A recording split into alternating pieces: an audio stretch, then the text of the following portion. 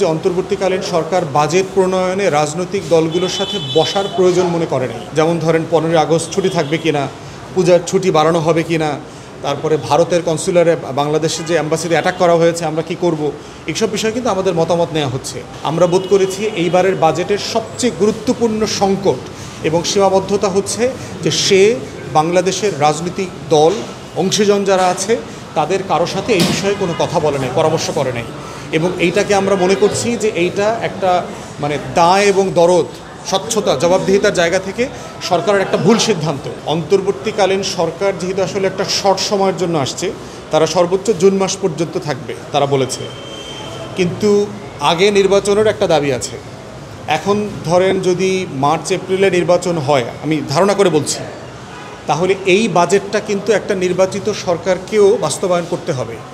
কিন্তু আমরা দেখলাম যে অন্তর্বর্তীকালীন সরকার বাজেট প্রণয়নে রাজনৈতিক দলগুলোর সাথে বসার প্রয়োজন মনে করে নাই। এখন দেখেন, অনেক গুরুত্বপূর্ণ বিষয় কিন্তু অন্তর্বর্তীকালীন সরকার টাইম টু টাইম পলিটিক্যাল পার্টিকে ডাকে। যেমন ধরেন 15ই আগস্ট ছুটি থাকবে কিনা, পূজার ছুটি বাড়ানো হবে কিনা, তারপরে ভারতের কনসুলারে বাংলাদেশে যে অ্যাম্বাসিতে অ্যাটাক করা হয়েছে আমরা কি করব, এইসব বিষয়ে কিন্তু আমাদের মতামত নেওয়া হচ্ছে। বাজেট যেহেতু সবার সাথে একটা গ্রহণযোগ্য ব্যাপার এবং বাজেট যেহেতু সাধারণত সংসদে প্রেজেন্ট করা হয়, সংসদটা কোথায়? সংসদের বদলে একটা রিপ্লেসমেন্ট জায়গা থাকতে হবে না নাগরিক সমাজের মতামত নেবার জন্য? আমরা বোধ করেছি এইবারের বাজেটের সবচেয়ে গুরুত্বপূর্ণ সংকট এবং সীমাবদ্ধতা হচ্ছে যে সে বাংলাদেশের রাজনৈতিক দল অংশীজন যারা আছে তাদের কারো সাথে এই বিষয়ে কোনো কথা বলে নাই, পরামর্শ করে নাই। এবং এইটাকে আমরা মনে করছি যে এইটা একটা দায় এবং দরদ, স্বচ্ছতা, জবাবদিহিতার জায়গা থেকে সরকারের একটা ভুল সিদ্ধান্ত। এবং সেই জায়গায় আমরা মনে করছি এখনও সময় আছে, মাত্র বাজেট ঘোষণা হয়েছে, এটা মাসের শেষে পাশ হবে। এখনও পলিটিক্যাল পার্টি এবং অংশীজনের সাথে সিরিয়াসলি বসা দরকার, বসে কোথায় কোথায় কারেকশন করা দরকার। এই কারেকশনগুলো যেহেতু পলিটিক্যাল পার্টিকে বাস্তবায়ন করতে হবে, তাদেরকে এখানে ইনভলভ করা জরুরি। তা না হলে তারা এই বাজেটকে ওন করবে না, বাজেট বাস্তবায়নে তখন যথেষ্ট ভুল ভ্রান্তি এবং স্বচ্ছতার ঘাটতি তৈরি হবে। দেশ জুড়ে তোলপাড় ওয়ালটন ফ্রিজ কিনে আপনিও হয়ে যেতে পারেন মিলেনিয়ার। দ্বিতীয় হচ্ছে, বাংলাদেশে বাজেট নিয়ে যেটা হচ্ছে যে ঋণ করে ঘি খাওয়ার একটা বাস্তবতা আছে, যে আমার সামর্থ্য হচ্ছে 30 টাকা, কিন্তু আমি 100 টাকার বাজার করতেছি প্রতিদিন ধার করে।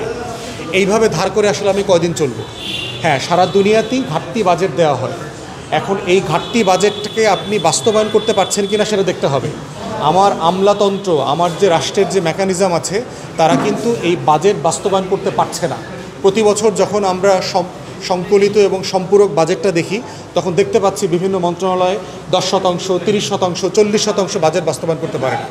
আজকে একটা প্রজ্ঞাপন দেখলাম সরকারের একটা মন্ত্রণালয়ের, 1 কোটি টাকা তার তহবিলে আছে, 10 দিনের ভিতরে খরচ করতে হবে। তো 10 দিনের ভিতরে 1 কোটি টাকা খরচ করতে কেন হবে? কারণ মাস শেষ, টাকাটা ফেরত চলে যাবে।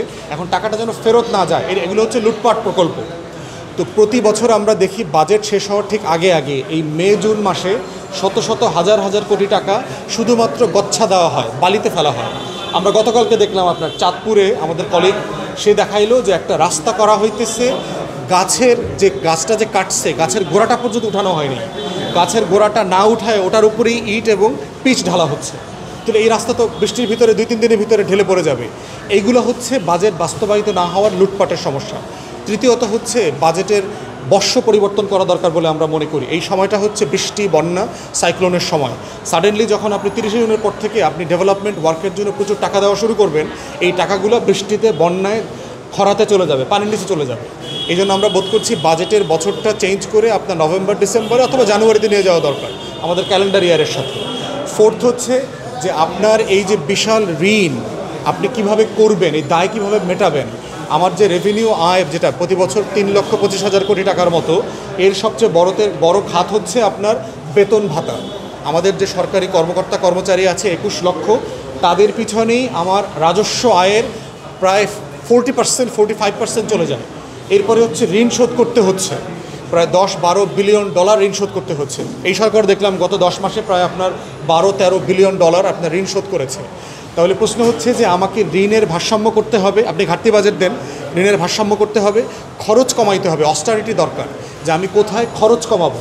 এবং অপ্রয়োজনীয় প্রকল্প থেকে সরে আসা, যেখানে আপনার ধরেন রাস্তা করে দিচ্ছেন, সেখানে আপনি আবার ট্রেন লাইনও করতেছেন কিনা। আপনি জমি নষ্ট করছেন কিনা। তো এই প্রত্যেকটা জায়গা মিলে আমরা বোধ করছি যে বাজেট নিয়ে একটা সিরিয়াস তর্ক বিতর্ক আমাদের মধ্যে হওয়া দরকার, যেটা এই বছর হয় নাই। এবং গতকালকেও আপনার জাতীয় ঐক্যমত কমিশনের সাথে মিটিং থাকার কারণে প্রধান উপদেষ্টার বাজেটের আলোচনাটা ঢাকা পড়ে গেছে। তা আমরা বোধ করছি যে এই দিন তারিখগুলোরও সমন্বয় করা দরকার। বাজেটের সাথে আলোচনা করে সমন্বয় না করলে যেটা হবে, আলাপগুলো হবে না, তর্কগুলো আসবে না।